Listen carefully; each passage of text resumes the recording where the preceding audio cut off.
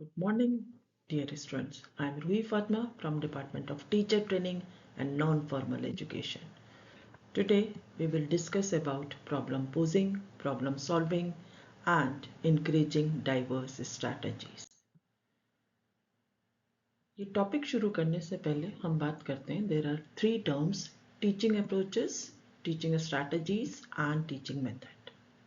ये तीनों terms approach, strategies and methods synonymously use किए जाते हैं। तो इन तीनों में क्या कोई फर्क है, आइए पहले हम इसको समझते हैं। सबसे पहले हम बात करते हैं टीचिंग अप्रोच की। टीचिंग अप्रोच दरअसल एक सेट ऑफ बिलीव्स है, एक सेट ऑफ प्रिंसिपल्स है अबाउट लर्निंग, जो कि हमारी क्लासरूम के अंदर प्रैक्टिस किया जा रहा है। फॉर एग्जाम्पल, कंस्ट्रक्टिज्म एक टीचिंग अप्रोच है, बिहेवियरलिज्म एक टीचिंग अप्रोच है। दूसरी टर्म है हमारा टीचिंग स्ट्रैटेजी। स्ट्रैटेजी में बेसिकली हम एक प्लान ऑफ एक्शन बनाते हैं, प्लान करते हैं, उसको प्लान ऑफ एक्शन बनाते हैं ताकि हम अपने गोल को अचीव कर सकें। जैसे कोऑपरेटिव लर्निंग एक टीचिंग स्ट्रैटेजी है। तीसरी टर्म है हमारा टीचिंग मेथड असल में सिस्टमैटिक वे होता है ऑफ डूइंग समथिंग, जैसे for example inductive deductive method, discovery method. तो इस तरह से ये तीन चीज़ें अलग अलग हैं। आइए आगे बढ़ते हैं, इसको समझते हैं। मेथड को अगर हम देखें तो हम कह सकते हैं कि it is the general principles और पेडागोजी जो कि हम अपनी क्लासरूम में पढ़ाने के लिए यूज़ करते हैं। और जो कोई भी टीचर है वो अपनी मर्जी से कोई भी टीचिंग मेथड चूज कर सकता है, depends on their educational philosophy, classroom demographic and subject area and school mission statement. इसके ऊपर बेस करते हुए हर टीचर अपना टीचिंग मेथड को चूज कर सकता है, डिफरेंट टीचिंग मेथड्स। टीचर्स जो हैं वो अलग अलग स्ट्रैटेजीज भी यूज कर सकते हैं ताकि वो अपने स्टूडेंट्स की, अपने लर्नर्स की जो नीड्स हैं उनको अकोमोडेट कर सकें, साथ ही साथ उनके एंगेजमेंट को एनहांस कर सकें और एक्टिव लर्निंग को प्रमोट कर सकें। तो different teaching strategies teacher use कर सकते हैं, डिफरेंट मेथड्स यूज़ कर सकते हैं। अगर हम शॉर्ट में देखना चाहें कि इन तीनों टर्म्स के अंदर टीचिंग अप्रोचेस, टीचिंग स्ट्रैटेजीज और टीचिंग मेथड्स के अंदर डिफरेंस क्या है, तो हम कह सकते हैं कि टीचिंग अप्रोच जो है वो एक सेट ऑफ गाइडिंग प्रिंसिपल्स है, जबकि टीचिंग स्ट्रैटेजी जो है वो एक प्लान ऑफ एक्शन है, और टीचिंग मेथड जो है वो एक systematic way of doing something है। सिंपल लैंग्वेज में अगर हम बात करें तो इन तीनों को हम इस तरह से डिफाइन कर सकते हैं। तो इस तरह से हम देखते हैं कि स्ट्रैटेजी जो है वो बेसिकली एक प्लान ऑफ अचीविंग गोल्स है। जो हमने गोल्स हैं हमारे कोई भी टॉपिक पढ़ाने के लिए किसी भी क्लास में, तो जो हमारे एम्स हैं, ऑब्जेक्टिव्स हैं, हमारे गोल्स हैं, उनको हम कैसे अचीव करें, उसका जो प्लान होता है उसको हम स्ट्रैटेजी कहते हैं। और जो उस प्लान को जब हम उसको लागू करते हैं उन गोल्स को अचीव करने के लिए, वो हमारा मेथड कहलाता है। तो मेथड हम इन जनरल वे में कह सकते हैं कि it is the activity which is done in the classroom. So method is the process of interpreting. एक और तरीके से अगर हम बात करें तो मेथड को हम एक और तरीके से भी डिफाइन कर सकते हैं कि method is the process of interpreting the word of knowledge to people's mind. अब ये वर्ड ऑफ नॉलेज क्या होता है? वर्ड ऑफ नॉलेज की अगर हम बात करें तो इसमें हमारी पहली चीज़ आती है knowledge, that is cognitive domain. दूसरी चीज़ आती है हमारा interest and attitude, that is affective domain. और तीसरी चीज़ आती है स्किल्स, साइकोमोटर डोमेन। जब हम ओवरऑल पर्सनैलिटीज़ की बात करते हैं तो हम इन तीनों डोमेन्स की बात करते हैं, cognitive domain, affective domain and psychomotor domain.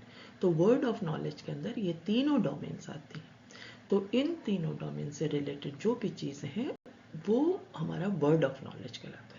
तो मेथड को हम इस तरह से भी डिफाइन करते हैं कि जो वर्ड ऑफ नॉलेज है उसको बच्चों के माइंड तक हम ले जाएं, वहां तक पहुंचा दें उसको। तो मेथड ऑफ टीचिंग मैथमेटिक्स की अगर हम बात करते हैं, क्योंकि हम मैथ्स पर बात कर रहे हैं, तो उसका मतलब ये है कि जो मैथ्स की जो नॉलेज है वो कैसे हम ट्रांसमिट करें, वो मैथ्स की जो स्किल्स हैं वो कोई टीचर कैसे डेवलप करे अपने बच्चों के अंदर, उसका जो तरीका होता है दैट वो तरीके को हम कहते हैं मेथड ऑफ टीचिंग मैथमेटिक्स। अब सवाल ये उठता है कि कोई टीचर कैसे इफेक्टिवली पढ़ा सकता है, how does one teach most effectively. हम कैसे पढ़ा सकते हैं इफेक्टिवली? सबसे पहली चीज कि हम बच्चे को समझें। बच्चा जिस तरीके से समझ ज़्यादा बेहतर तरीके से सीखता है उस तरीके से पढ़ाएं। The teach a child in the way she learns best. तो इसके लिए हमें पहले बच्चे को समझना पड़ेगा। फिर जो हमारा पढ़ाने का मकसद है, जो हमारे गोल्स हैं, जो हमारे एम्स हैं, हमारे ऑब्जेक्टिव्स हैं, हमारा पर्पस है, वो टीचर के दिमाग में बिल्कुल क्लियर होना चाहिए। और साथ साथ जब वो पढ़ाए तो जो एक्सपीरियंसेस दे बच्चों को वो मोटिवेटिंग होने चाहिए। और साथ साथ लर्निंग बाय डूइंग पर ध्यान रखें, डिस्कवरी लर्निंग पर ध्यान रखें, तो हम एक अच्छी तरह से पढ़ा सकते हैं। तो इफेक्टिवली हम कैसे कैसे पढ़ा सकते हैं? पहली चीज़, बच्चे को समझना चाहिए।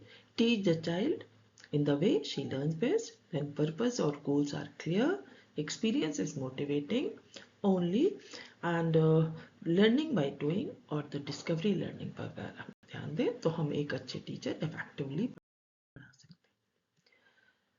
कुछ जो मेथड्स ऑफ टीचिंग है उसके कुछ प्रिंसिपल्स हैं जो कि हर्बर्ट स्पेंसर ने बताए।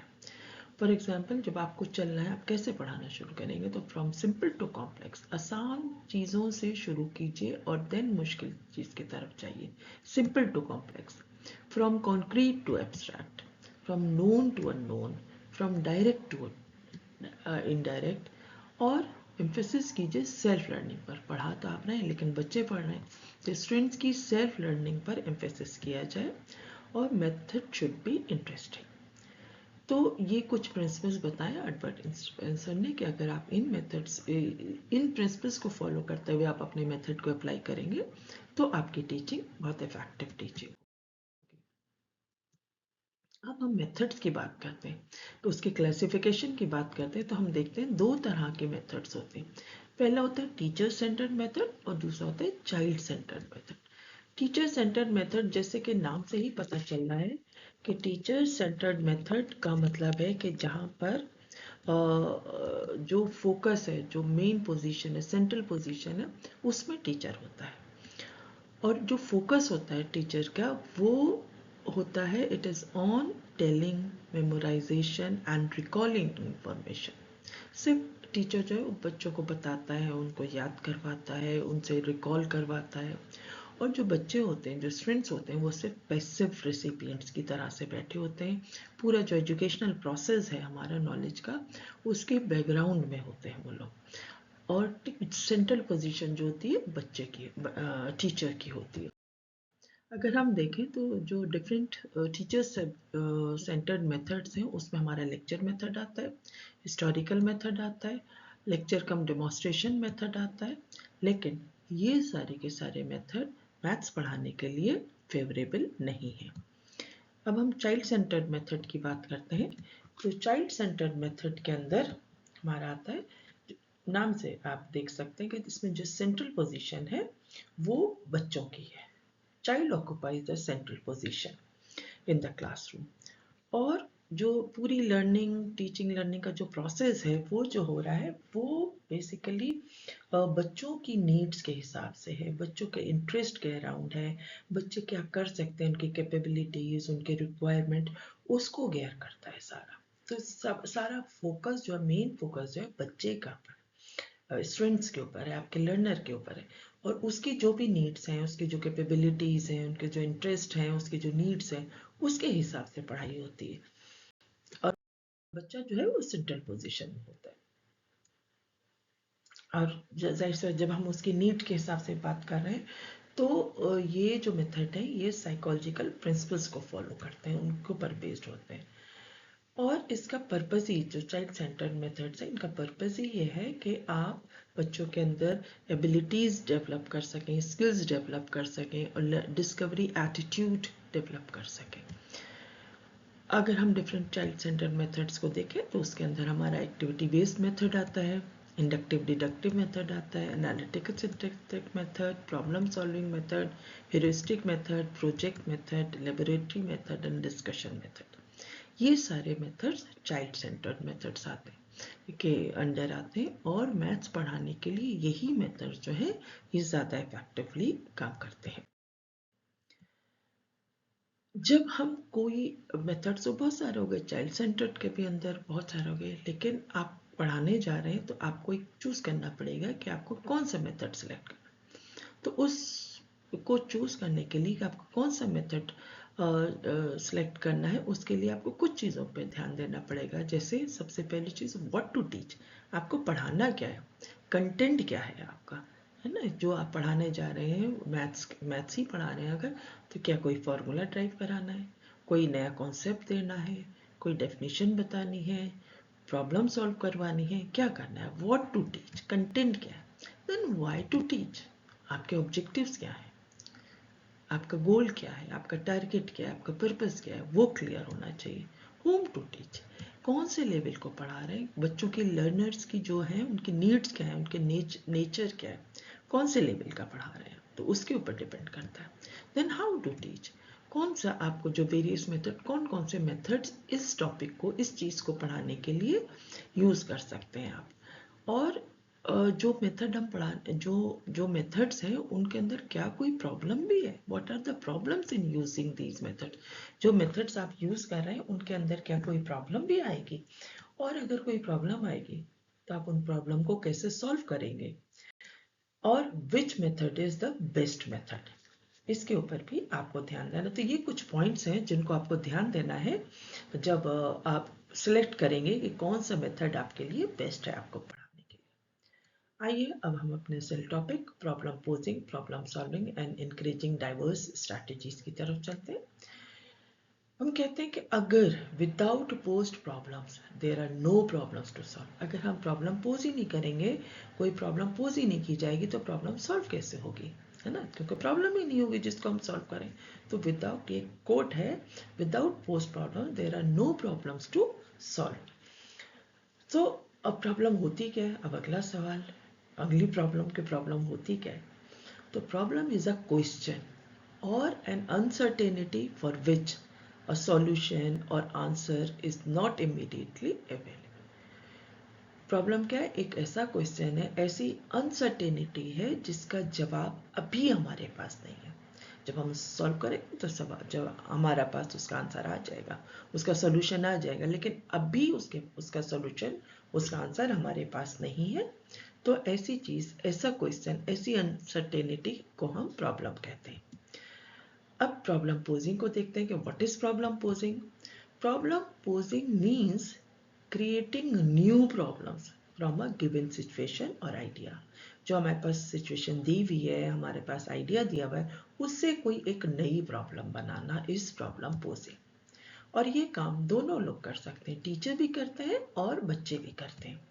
द फोकस इज, यहाँ जो फोकस है, the focus is on how the problem is created, not just on finding the answer. Answer के ऊपर हमारा इतना फोकस नहीं रहता है, बल्कि कैसे प्रॉब्लम क्रिएट की जाए, इसके ऊपर सारा फोकस रहता है। और इसको अलग अलग लोगों ने डिफाइन किया है। फॉर एग्जाम्पल डनकर ने इसको डिफाइन किया है कि problem posing in mathematics means creating a new problem और चेंजिंग या रीफॉर्मुलेटिंग अ गिवन प्रॉब्लम। जबकि सिल्वर ने इसी बात को दूसरे तरीके से कहा है। इन्होंने कहा है कि problem posing includes making new problems and changing और रीडिजाइनिंग एग्जिस्टिंग प्रॉब्लम। और ये काम it can happen before, during और आफ्टर सॉल्विंग अ प्रॉब्लम। पूरा जो प्रोसेस है, उस प्रोसेस में ये प्रॉब्लम पोजिंग कहीं पे भी हो सकती है। जब आप प्रॉब्लम सॉल्व कर रहे हैं, उस सॉल्व करने से पहले भी हो सकती है, सॉल्व करने के दरमियान भी हो सकती है, दौरान भी हो सकती है, ड्यूरिंग द प्रॉब्लम सॉल्विंग भी हो सकती है, and after the problem solving भी हो सकती है ये। तो तीनों सिचुएशन में आप प्रॉब्लम को पोज कर सकते हैं। अब टाइप्स ऑफ प्रॉब्लम सॉल्विंग आइए देखते हैं। दो तरह की होती हैं टाइप्स ऑफ प्रॉब्लम पोजिंग। पहला है प्रॉब्लम फॉर्मुलेशन या रीफॉर्मुलेशन।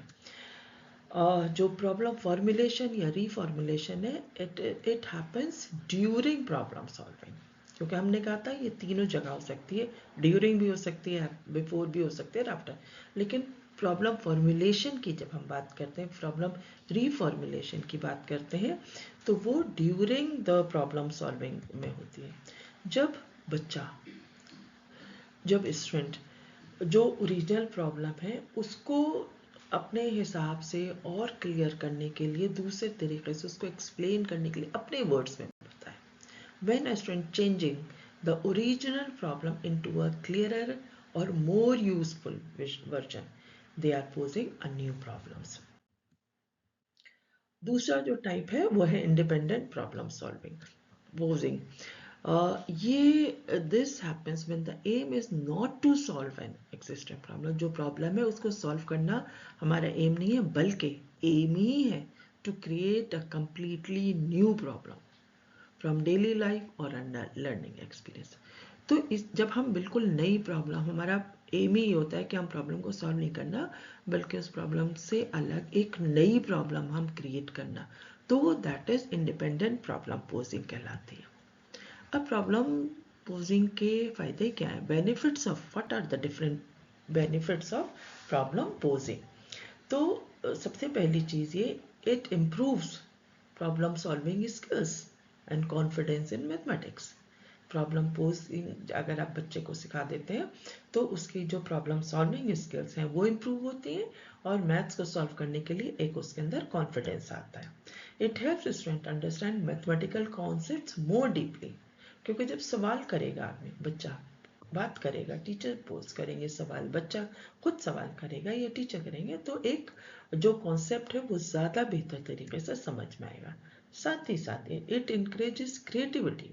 Student thinks in flexible and original way, अपने तरीके से सोचेंगे, है ना, अपनी बात को अपने तरीके से सोचेंगे, अपने ओरिजिनल तरीके से सोचेंगे, तो एक कॉन्फिडेंस भी आएगा। और जो डिफरेंट एरियाज है मैथ्स के, उनके अंदर भी जो एक कनेक्शन अगर आप उन बच्चों को अलाउ करें, और ताकि वो जो सवाल है उसको मल्टीपल रिप्रेजेंटेशन को यूज कर कर उसको दिखा सके, अलग अलग तरीके से दिखा सके, वो उसको ये अलाउ करेंगे, तो ये प्रॉब्लम पोजिंग के कुछ फायदे हैं। अब जो दूसरी चीज है, ये हमने अभी बात की प्रॉब्लम पोजिंग की, आइए अब हम प्रॉब्लम सॉल्विंग को भी देख लेते हैं। प्रॉब्लम सॉल्विंग मेथड जो है, ये बेसिकली द बेसिक पर्पस, हमारी एजुकेशन का पर्पस क्या है कि to enable the child to adopt herself to life in society which is full of problems. उस सोसाइटी में रहने के काबिल बनाना हमारे एजुकेशन का पर्पस ही है। और हम जानते हैं कि हमारी सोसाइटी में प्रॉब्लम्स हैं, society which is full of, her society में होती, तो उन प्रॉब्लम्स को कैसे सॉल्व करें, एजुकेशन का पर्पस ही ये है कि कैसे वो जो प्रॉब्लम्स आ रही हैं उनको सॉल्व करे। तो उसके लिए उसको पास प्रॉब्लम रीजनिंग होनी चाहिए, रिफ्लेक्टिंग पावर होनी चाहिए, तभी वो प्रॉब्लम को अच्छे तरीके से सॉल्व कर सकते हैं। तो इसलिए ज़रूरी है कि हम स्कूल लाइफ से ही बच्चे के अंदर ये जो प्रॉब्लम सॉल्विंग स्किल्स हैं ये डेवलप करना शुरू करें और उनका इनकरेज करें इसके लिए।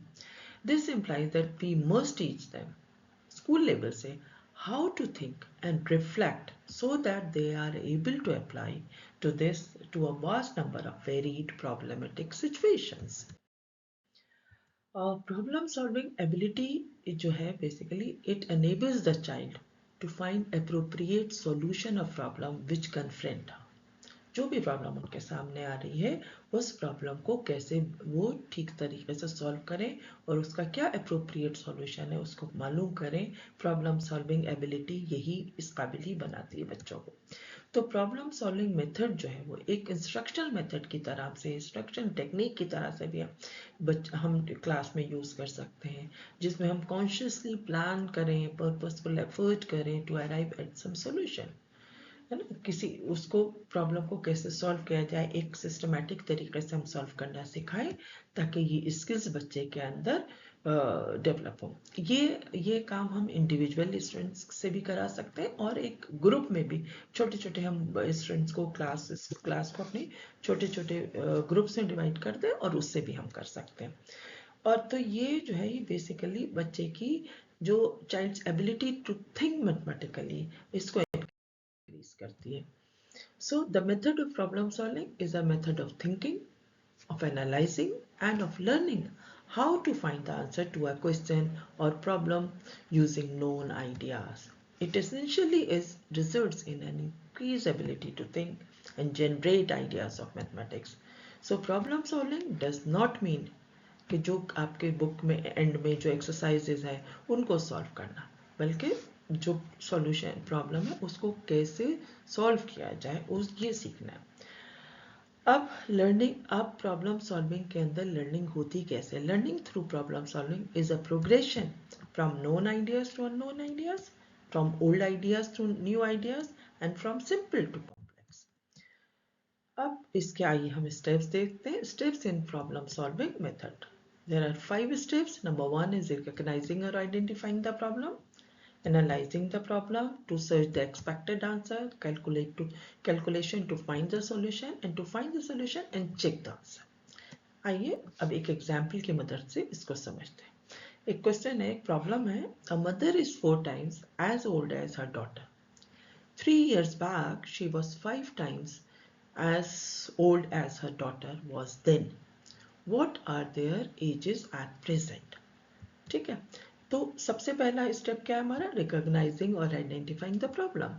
सबसे पहले बच्चे को ये समझाना है कि प्रॉब्लम, उसको सेंस देना है कि प्रॉब्लम असल में है क्या, कि उसको आइडेंटिफाई करें। फॉर एग्जाम्पल, अगर दो बच्चे हैं, लड़ाई हुई, रो रहा है, एक बच्चा कोई रो रहा है कि दूसरे बच्चे ने उसे मारा, तो प्रॉब्लम यहाँ मारना नहीं है, बल्कि प्रॉब्लम ये है कि वाई रवि इज हिटिंग अमन, उस बच्चे ने उसको क्यों मारा। तो प्रॉब्लम रोना है या क्यों मारा है या मारा है, कौन सी प्रॉब्लम? असल में प्रॉब्लम ये कि क्यों मारा उसने। तो ये सेंस कराना, ये बात समझाना जरूरी है कि असल में प्रॉब्लम क्या है। Therefore, the investigation of solution must relate to the cause of the problem instead of its effect. रोना इज इफेक्ट, प्रॉब्लम इज क्यों मारा, है ना, तो उससे रिलेटेड है प्रॉब्लम। तो जब बच्चे के सामने आप कोई प्रॉब्लम दें, वर्ड प्रॉब्लम दें, तो उसके बाद थोड़ा सा टाइम दें ताकि वो उसको पढ़ सके, उसे समझ सके। और उस जब क्वेश्चन को पढ़ेगा तो वर्ड प्रॉब्लम में क्या होता है, कोई चीज़ दी भी होती है, कुछ निकालनी होती, तो बच्चा क्वेश्चन को पढ़े, उसको समझे और ये समझे कि what facts are given and what are to be determine. तो उसको वो विजुअलाइज कर सके प्रॉब्लम को, उसको देखे। अब यहाँ उसमें क्या है, क्या दिया हुआ है, निकालना क्या है कि present ages of the mother and the daughter, ये हमें निकालने के अभी उनकी उम्र क्या है, दोनों जो है वो अननोन है। तो ये जब बच्चा पढ़ेगा उसको तब समझेगा। और दिया हुआ क्या है कि जो अभी जो है, mother is 4 times as old as her daughter, और साथ साथ एक और चीज भी दी हुई है कि 3 years back she was 5 times as old as her daughter was then. तो ये आपने पहले स्टेप में आपका ये हुआ, आपने बच्चे को टाइम दिया, उसने पढ़ा, उसने देखा क्या दिया हुआ है और क्या निकालना है, इसको समझ ले बच्चा। अगर इतना बच्चा कर लेता है तो उसका आधा प्रॉब्लम सॉल्व हो जाती है। दूसरा स्टेप है एनालाइजिंग द प्रॉब्लम। जब पढ़ने के बाद बच्चा उसको पूरी तरह से एनालाइज करे, देखे क्लियरली, और ये देखे कि जो कुछ दिया हुआ है, जो निकालना है, उसके अंदर क्या रिलेशन है, उसको कैसे सॉल्व कर सकता है। तो ये असल में डेवलप करता है बच्चे के अंदर ability to analyse the problem, कि किस तरह से सॉल्व करना है, उसको क्या रिलेशनशिप है उसके अंदर, इसको देखे वो। जैसे ये जो हमारी गिवन जो प्रॉब्लम थी, इसको जब उसने देखा, उसको एनालाइज किया, तो relationship between unknown and known, इसको उसे देखना है। अब नोन इन्फॉर्मेशन क्या है कि मदर की एज जो है बच्चे से 4 गुना, बेटी से 4 गुना है, और 3 साल पहले 5 गुना थी ये। और अननोन इन्फॉर्मेशन क्या है कि अभी की प्रेजेंट एजेस जो है दोनों की वो अननोन है। तो ये पूरा उसने एनालाइज करके निकाला। तीसरा step is to search the expected answer. अब एनालाइज करने के बाद उसने ये देखेगा कि कौन सा फॉर्मूला लगाऊं, कौन सा मेथड लगाऊं, कैसे इसके आंसर तक पहुंचूं, है ना, कि कैसे हम इसको बात करें, किस तरह से हम इसके आंसर तक पहुंच सकते हैं। फॉर एग्जाम्पल, अब उसने सोचा कि 2 अननोन चीज़ें हैं, बच्चे को ये पता है कि अननोन चीज़ों को हम किसी वेरिएबल से रिप्रेजेंट करते हैं। तो उसने सोचा कि मदर और डॉटर की जो एज है वो हम P और Q 2 अननोन ले लेते हैं, उससे हम उसको रिप्रेजेंट करते हैं। हमारी नोन वो क्या थी, मदर से present age is 4 times that, तो उसने उसको मैथ्स के सिंबल की यूज करके हेल्प से उसको दिखाया P is equal to 4Q। P क्या है, मदर की प्रेजेंट एज है, और Q क्या है, डॉटर की प्रेजेंट एज। तो मदर की प्रेजेंट एज डॉटर की प्रेजेंट एज की 4 गुना है, तो P is equal to 4Q। और 3 साल पहले क्या था, तो 3 साल पहले दोनों 3 कम थे, तो P माइनस 3 होगा, और वो क्या था, Q माइनस 3 होगा। और वो जो थी 3 साल पहले 5 गुना थी, इसलिए 5Q माइनस 3 हो गया। तो ये इस तरह से उसने इक्वेशन बनाई, जो मैथ्स का कंटेंट था, प्रॉब्लम थी, उसके हिसाब मिलाकर उसको समझकर एनालाइज कर और क्योंकि सॉल्यूशन की तरफ जाना है तो उसको मैथ्स के सिंबल्स में उसने कन्वर्ट कर दिया। हमारे पास 2 इक्वेशंस आ गए। अगला स्टेप क्या है, calculation to find the solution. अब उसने जब देखा, अक्सर हमने देखा है कि यहाँ तक तो कर लेते हैं वो मैथ्स की सिंबल्स में तो कन्वर्ट कर देते हैं, लेकिन जब कैलकुलेट करते हैं तो वहाँ वो अक्सर गलतियाँ करते हैं। तो यहाँ टीचर का काम है कि उसकी कैलकुलेशन पर भी ध्यान दे कि बच्चा कैसे प्रॉब्लम को सॉल्व कर रहा है, उसको ऊपर ध्यान दे, उसको चेक करे, और अगर कहीं कोई गलती आ रही है तो उसे ठीक करें। अब हमारे पास थर्ड स्टेप से ये इक्वेशंस आई थी। अब इन इक्वेशंस को हम सॉल्व करना है, हमें P और Q की वैल्यू निकालनी है। तो निकालिए, तो Q इज इक्वल टू 12 और P की मदद से आ गई 48। तो इस तरह से जो प्रेजेंट एज है मदर की 48 है और डॉटर की 12। तो इस तरह से सॉल्व कर लिया। अब जब आंसर सॉल्व कर लिया, उसके बाद आप बच्चे को चेक करना भी सिखाएं, क्योंकि चेक करना से बच्चे इस नतीजे पर पहुंचता है कि उसकी प्रॉब्लम जो है वो सही, आंसर सही आया कि नहीं। ठीक है, ये प्रॉब्लम सॉल्विंग मेथड था, अप्रोच थी, उसको बताया। अब हम देखते हैं कि प्रॉब्लम पोजिंग और प्रॉब्लम सॉल्विंग आपस में एक दूसरे से कनेक्ट कैसे। Problem posing improves child's ability to solve problem, and it helps student understand the process of solving, not just the answer. Problem pose करने से क्या होता है कि बच्चा जो है सिर्फ आंसर पे नहीं ध्यान देता, बल्कि पूरे प्रोसेस पे ध्यान देता है कि प्रॉब्लम सॉल्व कैसे की जा रही है ना। और वो जो बच्चे नई प्रॉब्लम्स को क्रिएट करते हैं या एक्सटेंड करते हैं, वो उनकी वो प्रॉब्लम सॉल्विंग ज़्यादा बेहतर तरीके से कर सकते हैं। ठीक है, तो अब देखते हैं स्किल्स के, प्रॉब्लम सॉल्विंग और प्रॉब्लम पोजिंग के लिए कौन सी स्किल्स की ज़रूरत है। सबसे पहली चीज़, use different problem solving strategies to solve post problem. जो प्रॉब्लम पोज की गई है उनको एक पर्टिकुलर एक ही स्ट्रैटेजी से ना यूज सॉल्व किया जाए, बल्कि डिफरेंट प्रॉब्लम सॉल्विंग स्ट्रैटेजीज को यूज करके किया जाए। Create problem for every day situation और mathematical idea. Choose the right way to pose problem depending on the situation. See connections between different topics in mathematics and apply solution and strategies to new problems. Pose both simple and complex problem. हर तरह की problem को pose कीजिए। साथ ही साथ use ideas from other subject to create mathematical problems. आप बच्चों से अलग अलग क्वेश्चंस पूछ सकते हैं। For example, how can I complete this problem, can I create another question from this. ये जो क्वेश्चन है इसमें से क्या कोई और क्वेश्चन निकल रहा है। How many different solution can I find. एक ही प्रॉब्लम के मैं कितने सॉल्यूशन पता कर सकता हूँ या कितने तरीके से कर सकता हूँ। तो जिस तरह से प्रॉब्लम पोजिंग प्रॉब्लम सॉल्विंग की जो इसको एनकरेज करने के लिए हम डाइवर्स स्ट्रैटेजीज का यूज करते हैं, ताकि हम देख सकें कि कैसे कैसे कर सकते हैं। अब डाइवर्स स्ट्रैटेजीज को हम कैसे एनकरेज कर सकते हैं, उसके लिए हम बात करते हैं। तो सबसे पहले चीज कि आप बच्चे को ये अलाउ करें, allow multiple ways to reach a solution. एक जो हम टीचर जनरली हम ये करते हैं कि टीचर एक ही तरीका बताते हैं, बच्चों से कहते हैं वैसे करो। आप कहिए कि नहीं, एक ही तरीके से नहीं, अब बच्चे अपने तरीके से अपने हिसाब से उसको उसको सॉल्व करने की कोशिश करें, क्योंकि सिर्फ एक ही तरीका सही नहीं है, not just one correct method है ना। तो अपने मेथड से अलग अलग अप्रोचेस से अलग अलग तरीके से सॉल्व करने की कोशिश करें। दूसरी चीज, promote students voice and choice. बच्चों जो बच्चे सॉल्व कर रहे हैं वो चाहे सही है चाहे गलत है, उसको एक्सप्लेन करने के लिए है कि उसने किया कैसे, है ना, वो आंसर तक पहुंचा कैसे, और उसकी जो रीजनिंग है उसको भी वैल्यू दें। चाहे वो मेथड अनकन्वेंशनल हो, चाहे वो जो आपका जवाब है वो गलत आ रहा हो, लेकिन उसकी बात सुने और उसकी थिंकिंग को, उसकी रीजनिंग को भी वैल्यू करें। साथ ही साथ एक और तरीका है कि यूज ओपन एंडेड टास्क, है ना। आप बच्चों को प्रॉब्लम्स दीजिए and allow many possible strategies and answers. This naturally encourages creative and varied thinking. एक और चीज़ है, सेलिब्रेट डिफरेंट थिंकिंग स्टाइल्स। बच्चे अलग अलग तरीके से सोचते हैं, उन्हें सोचने दीजिए, ज़रूरी नहीं है कि, और उनको ये समझाइए कि fastest is not always best. Clear thinking matters more.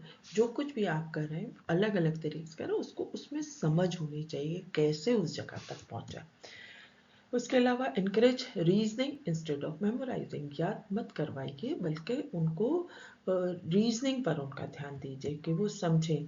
For example, आप सवाल करते करते पूछ सकते हैं, why did you choose this method. आप बच्चा एक मेथड से कर रहा है तो ये क्यों चूज किया, क्या आप किसी और तरीके से इसको सॉल्व कर सकते हैं, और अगर दो अलग अलग तरीके हैं, तीन अलग तरीके हैं, तो आपको कौन सा आसान लग रहा है। तो इस तरह के सवालात आप पोज कर सकते हैं ताकि प्रॉब्लम को सॉल्व करने के वक्त तो बच्चा अलग तरीके से सोच सकता है।